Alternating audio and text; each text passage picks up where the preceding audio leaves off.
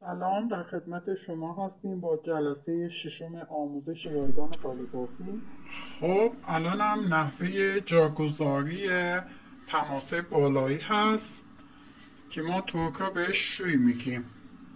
به این صورت هم میتونین از این شویهای چوبی استفاده کنین یا به جای این از شیلنگ تراز هم میشه استفاده کرد یا هر چیزی که ضخامتش به این صورت تقریبا 1 سانت 2 سانت باشه، کلوفتر یا نازکتر از این باشه، شما نمیتونین تار و پود از هم دیگه جدا کنین. اینو به خاطر همین میذاریم لای فرش که تار و پود از هم جدا بشه.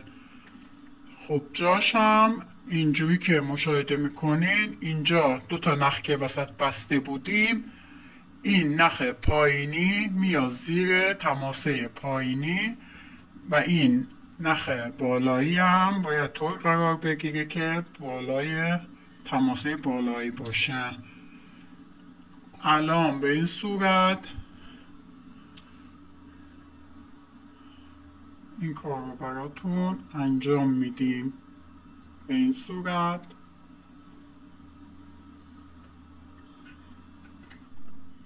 خب وقتی سیخ‌ها اینجوری رد کردیم، برای اینکه راحت تر این کار رو انجام بدیم، یه ذره برای مبتدی ها خیلی بهتره این روش.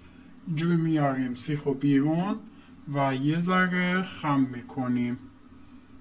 خب و تماسه رو، چون تماسه مثل سوزن یه طرفش باید نازک باشه که راحت تر بتونیم رد کنیم و آسیبی هم به تار پودامون نرسه.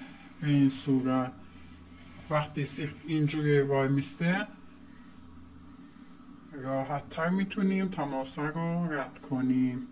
به این صورت مشاهده میکنیم که اینجوری کارمون راحت تر و آسون تر در میاد. و بقیه کار از اینجایی که تماسه هست، چند تا تار و پود زیر تماسه سیخ رو با عبور میدیم به این صورت که کارمون راحت تر بشه. و به این صورت نحوه انداختن تماسه لای تار و پود به این صورت.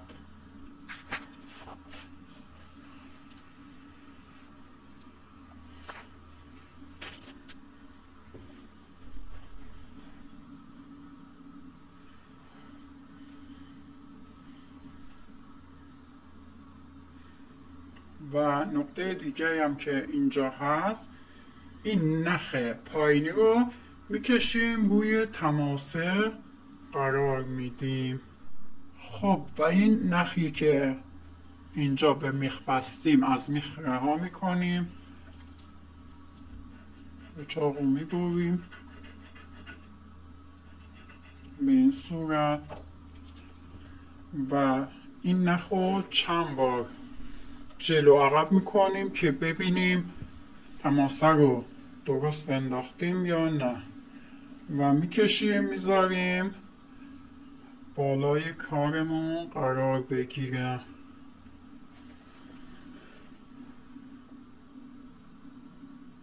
به این صورت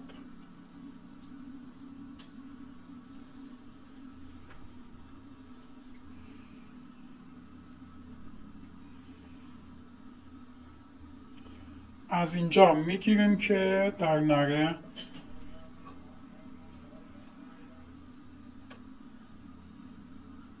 به این صورت امیدوارم که این آموزش ما هم براتون مفید باشه. عزیزان، شما را به خدای بزرگ میسپارم. سابسکرایب هم فراموش نشه. ممنونم از حمایت شما عزیزان. خسته نباشین عزیزان. ممنون.